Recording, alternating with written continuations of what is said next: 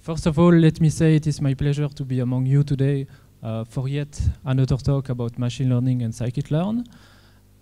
Following up on Alex's presentation on linear models, the topic of this talk is decision trees, random forest, and boosting.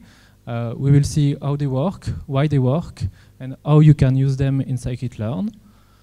So again, a bit of motivation. I hope that by now everyone knows what is machine learning, but let's do it one more time.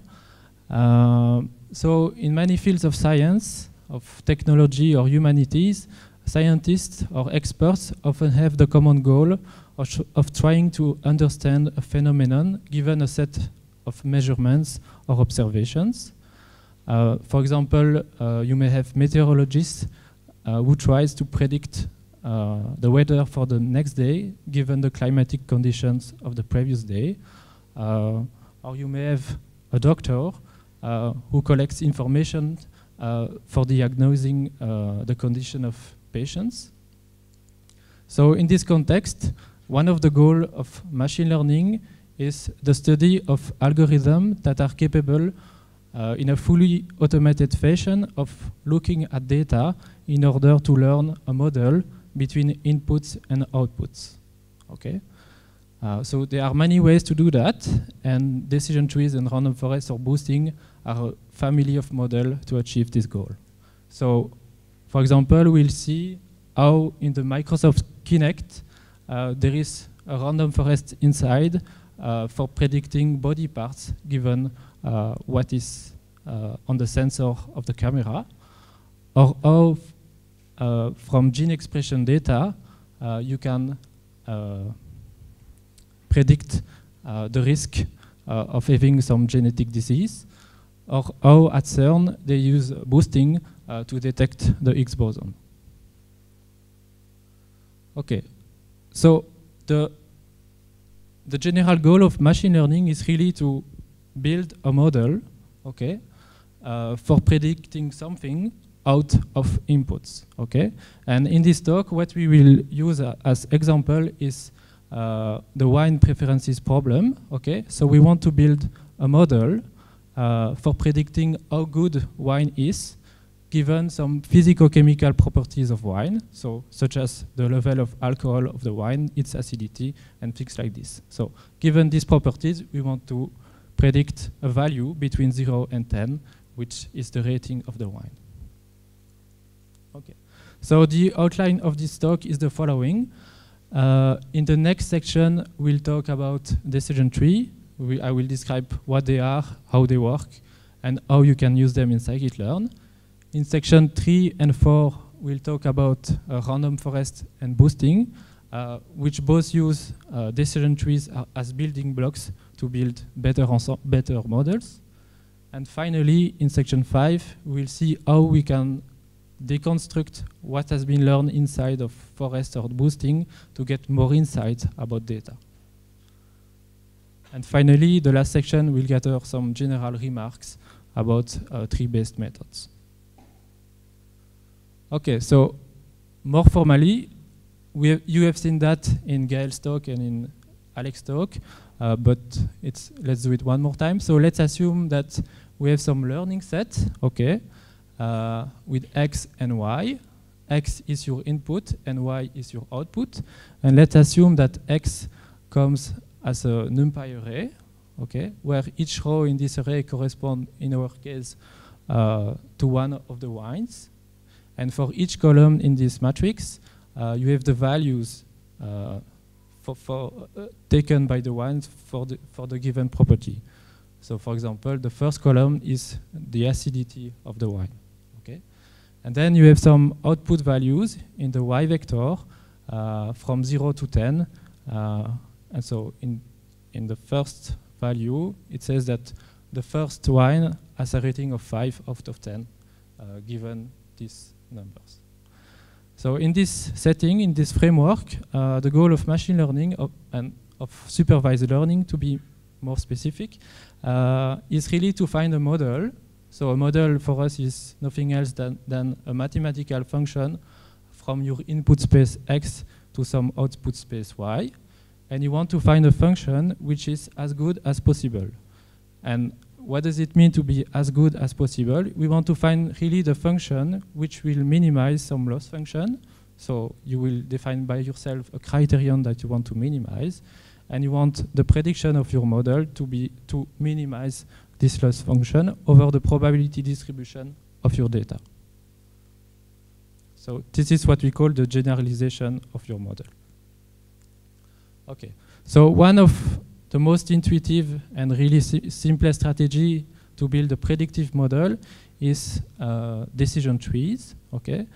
And it's the divide and conquer strategy which is implemented in CART, and which, in a few words, simply consists in you take as input your training data, okay? And then you try to divide your set of data into subsets, and you do that recursively until eventually all the subsets are as pure as possible given some impurity function that you define, okay? And by doing that, out of your input data, you're actually building a partition of your input space, which is equivalent to a decision tree. So these two things are the same, okay? And so this is a decision tree, and you can see, for example, that the leaf nodes, so the terminal nodes in this tree, correspond to the regions that you would have identified in your input space. So in this case, you have 3 regions. And the internal nodes of your trees correspond to the boundaries that you have set in your input space. Okay. So a nice thing about the decision tree framework is that the same construction algorithm can be used to do several things. And you can do that simply by switching the impurity function that you use for evaluating the goodness of a node, and also by switching the model that you put inside the leaf of your tree. Okay. So if you want to do classification, how do you measure the goodness of a subset of your data? You can do that using the entropy of your output value for this set, or the Gini index. And how do you make prediction for a set, for a node? Well, in this case, you could simply predict the majority class among the sample in the leaf. Okay. So if we go back to this, if we do classification for T3, so for this leaf, which correspond to this region, you could say I always put the model which has red in all cases. Okay. So this is for classification, but you can do the same for regression. So if you want to minimize the mean square error, then the impurity would be the variance of the output value for the sample in the node, and the prediction would be the mean value of the sample in the leaf. So this is the most classical setting. This is what we have in scikit-learn, but you could do more things.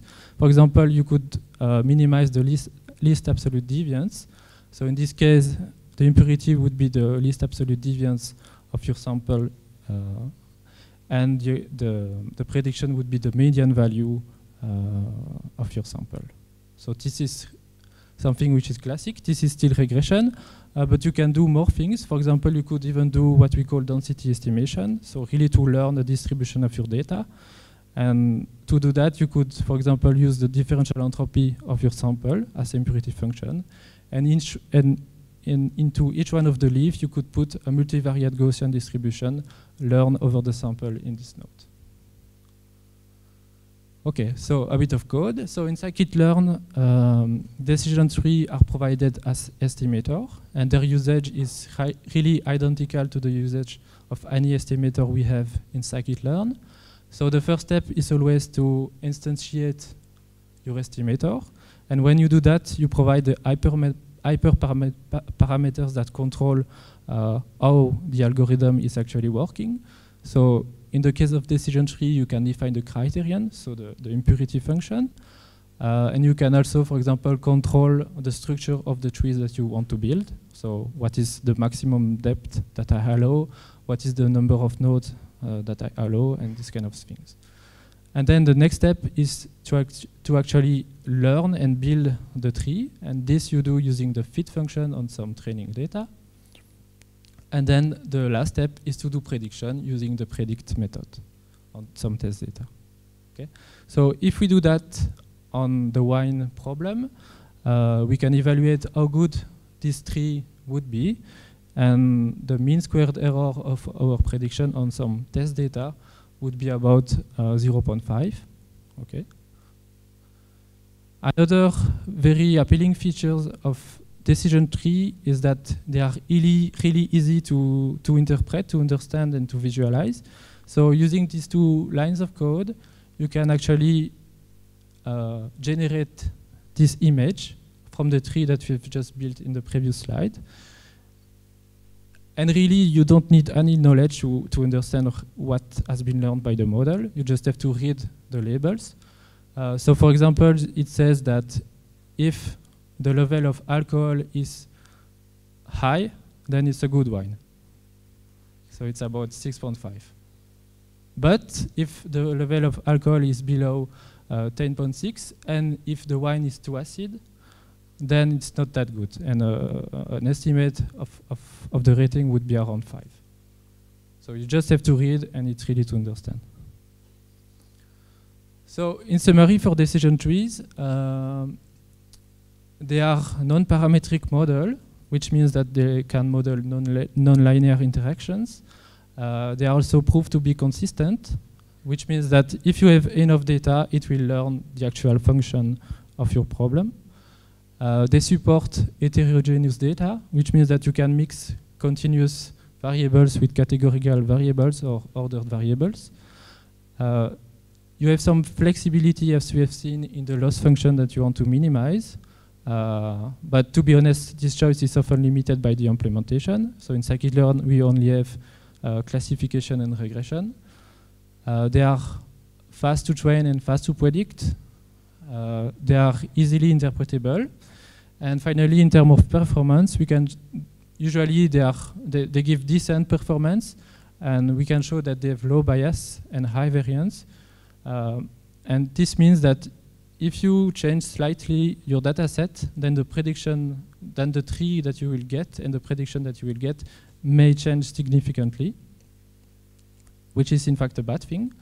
But fortunately, we'll see that there is an easy fix for that, which is the combination of several randomized trees into a single model. So this is what we call random forest. So here the idea is, instead of building a single tree, we want to build several of them, okay? And for each of them, we will introduce some randomization into the construction process, so that the tree that you get from one to another are really different, okay? Or slightly different. And then usually randomization can be done in several ways, but they usually come in three main flavors. The first one is to use bootstrap samples. So each tree is built on a different data set, slightly different data set. The second thing is to use random selection. When you want to find the best split to separate your data, instead of considering all input features, you only consider a random subset of them. And then you can also draw the cutoff threshold completely at random.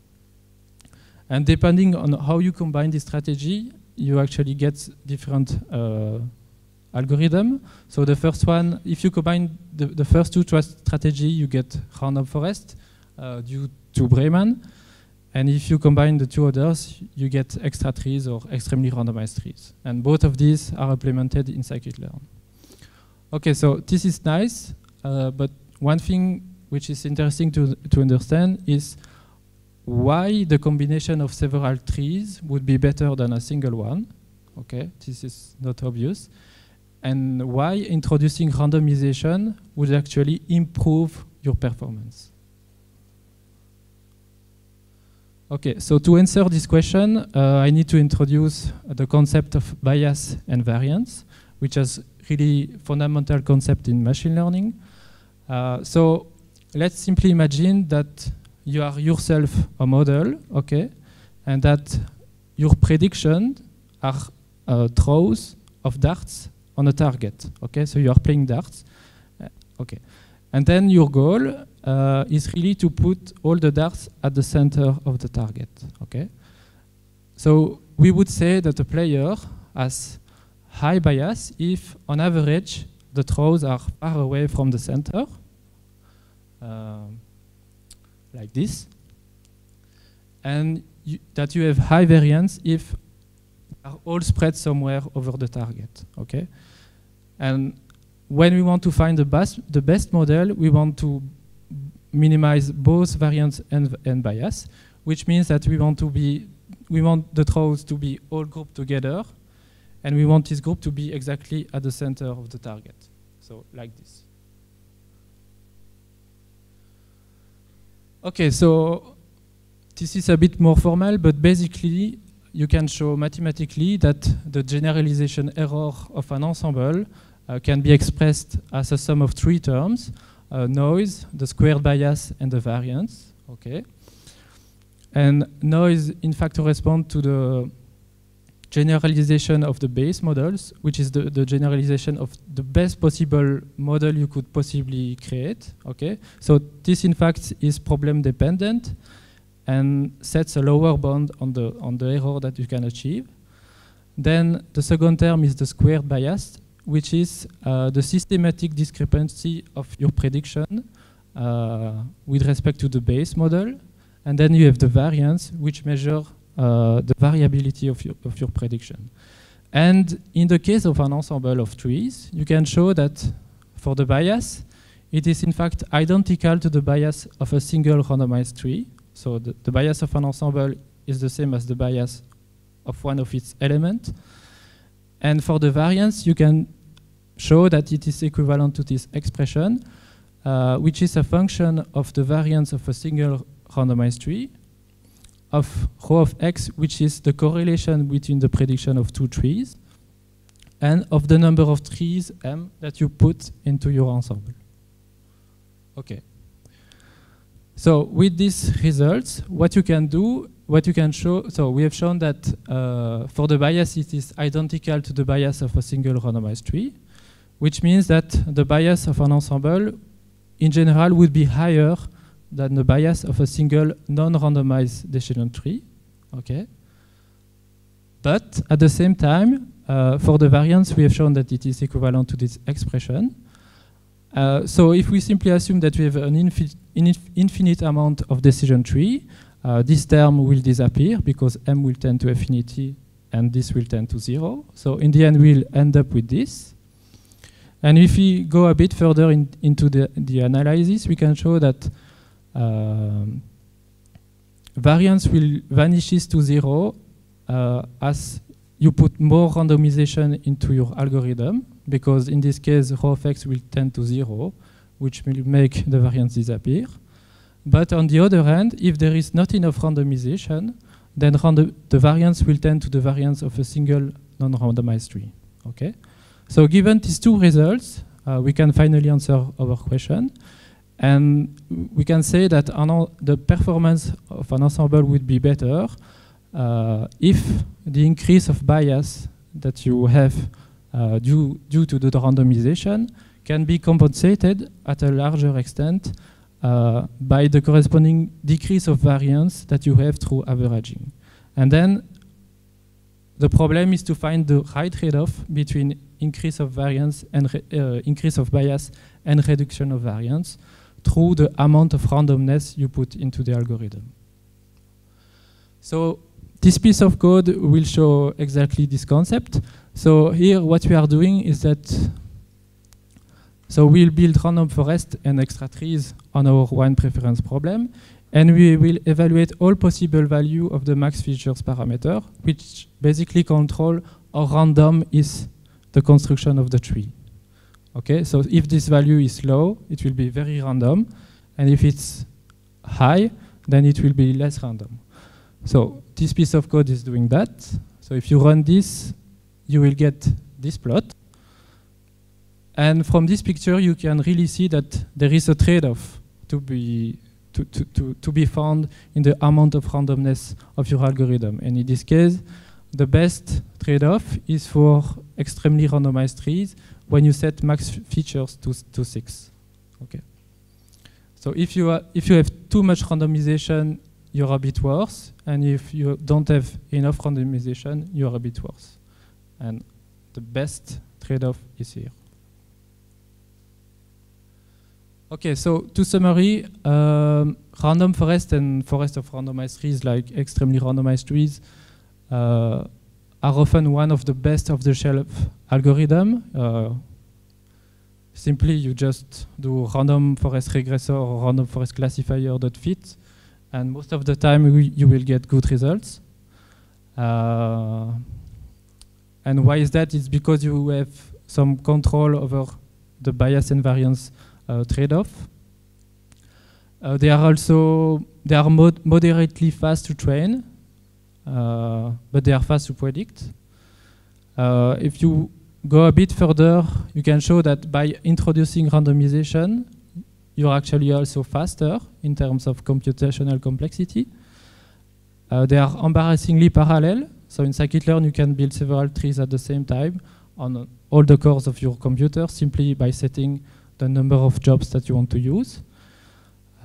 So overall, this is very nice, but one of the things that we have lost with respect to decision trees that they are less interpretable. Okay. Then, so we have just seen the first family of algorithms that use decision trees. A second very popular family of algorithm is boosting, which also use decision trees as building block to build an ensemble. So in this case, instead of considering an averaging committee or the average prediction of your tree, you are building a model of this form, which is an additive model where each element, each edge is a regression tree, and where the gamma is the weight that you put for this tree. So I won't go into much more details, but you can, so all you have to know is that these trees are basically successive gradient steps of your loss function. Yes. Okay, so I will just keep this. So to be honest, boosting algorithms often achieve better results than random forest or extra trees, but this comes at the price that they are more complicated to tune, and this is really important. If you don't tune the parameters, you won't get very good results. So in the case of gradient boosting, the most important parameter is the learning rate, which acts as some kind of regularization in your model, and then also all the parameters that control the structure of the base decision trees. So if you want to know more about what is boosting and how you should tune it, I invite you to go on the tutorial we did last year at PyData in London. So just follow this link and you will find all the materials. So to summary about boosting, they are often more accurate than random forest, but they offer a flexible framework that can adapt to basically almost any arbitrary loss function. They provide you fine control over underfitting and overfitting through regularization, so using the learning rate, using subsampling, by controlling the structure of the tree. You can also add some penalization term in the loss function to limit the complexity of the trees. So this is nice, but this also requires some expertise and careful tuning to get good results. They are also a bit slower to train, but they are still fast to predict. Okay, so in the last section of this talk, we'll discuss how you can really get into your model to get some more insights about your data. This is what I call reading tree leaves. So the first tool that we can use from random forest and boosting is what we call variable importances, which basically are scores that you can derive from the structure of the trees to assess the usefulness, the utility of each one of your features for predicting the output. And in scikit-learn, all tree-based methods implement variable importance. And as long as you have fit your estimator, then you can access the feature important attributes, which will basically give you an array of the size of the number of features that you have and a score for each one of them. So if we run this code, you will get these pictures, which indeed allow us to really see what are the important features, the important descriptors to predict some output. So in our case, we see that alcohol is really an important feature. It's the most important one. The same for volatile acidity. It's really peaking. But one thing that I would like to stress here is that the feature importances that you compute are computed really through the eyes of the models that you have built. Okay, so if you change the model, you may have different results with respect to the importances, and this is what we see. So we compare random forest, totally randomized trees, and boosting, and you see that the values are not the same, and even the ranking is sometimes not the same. And for example, it's really obvious for the wine color. So you would assume that wine color is in fact an important feature to determine the goodness of a wine, given how people often have a strong preferences toward either red or white wine. But for random forest or boosting, it's not important at all. At least this is what the feature importances vector says. But if you build totally randomized trees, then as soon it gets some importances. So you should really be cautious when you try to interpret what these scores mean. Okay, so the next thing is what we call partial dependence plot. So in fact, this is something that you could do for any kind of models, not only decision trees or boosting or forest. It could be also used for linear models. But in scikit-learn, we only have this tool for boosting.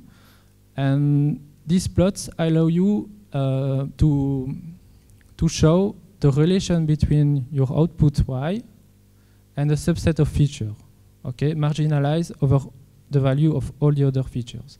So for example, if we just run these two lines of code, so feature 1 is the volatile acidity and feature 10 is alcohol, we get these two graphs, and it shows that there is really a negative correlation between the volatile acidity and the output. So the more acid, the less good is the wine. And for the alcohol, it's the reverse. So you have a positive correlation. So the more alcohol you have, the better. Okay, so one last thing that I would like to talk about is the capability of trees to project your data into a new space. This is sometimes useful. So for example, this snippet of code show you how to use the random trees embedding to project our wine data through a forest of totally randomized trees, which means that, okay, it's the last. Where was I? So you can use that to project your data into the leaves of the tree of the trees, and then you would use the leaf indices as a new vector representation. Then you can plot the two first principal components, and you would get this kind of things. So I will let you guess what these two clusters are about. It's not difficult. Okay, so in summary, tree-based methods offer a flexible and efficient non-parametric framework, so they can model non-linear interaction. They are applicable to a wide range of problems, but to be honest, they are also often assume that you have a good feature representation to start with. So if you apply decision trees or forests to pixels or to text, you won't get state-of-the-art results. They can also be used to get insight about the problem that you are studying. And in scikit-learn, they are offered with an efficient implementation, making them easy to use. Okay, so one last thing that I would like to say is that most of the things I've talked here today are in scikit-learn, but some of the things still are not. So if you'd like to help us to improve the decision trees in the forest, please join us on GitHub.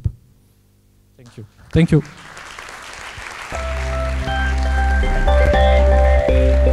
Thank you.